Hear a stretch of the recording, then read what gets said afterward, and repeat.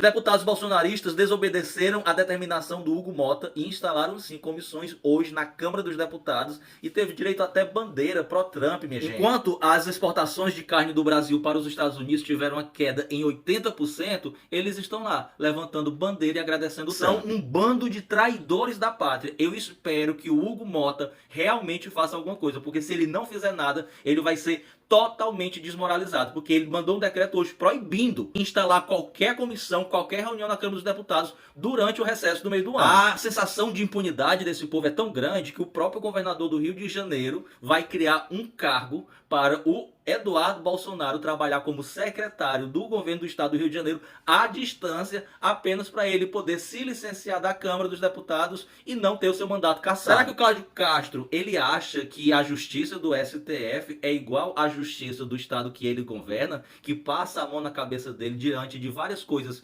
diga-se de passagem, minimamente estranhas que ele cometeu e comete no seu mandato? Isso, para mim, é participação direta na tentativa de obstruir a justiça. Afinal de contas, ele vai dar condições financeiras de que o Eduardo Bolsonaro continue trabalhando lá contra o Brasil e contra as nossas instituições. O Alexandre de Moraes autorizou ontem a abertura de investigação para averiguar aquele grande investidor que comprou uma grande quantidade de dólares antes do anúncio da taxação e que 3 horas depois vendeu essa mesma quantidade de dólares ganhando bilhões de reais. Sendo que o próprio Eduardo Bolsonaro, em entrevista ontem a um podcast, falou que ele sabia com antecedência que o Trump iria tarifar o Brasil. Ou seja, existe a possibilidade que o Eduardo Bolsonaro possa ter ganho uma comissão por ter revelado a algum agente do mercado com antecedência esse tarifário. E isso é um crime financeiro. E nesse mesmo podcast, o Paulo Figueiredo simplesmente perdeu a linha. O Leandro Demore foi argumentar com eles que o Brasil, segundo o Washington Post, é uma democracia e não uma ditadura como eles alegam,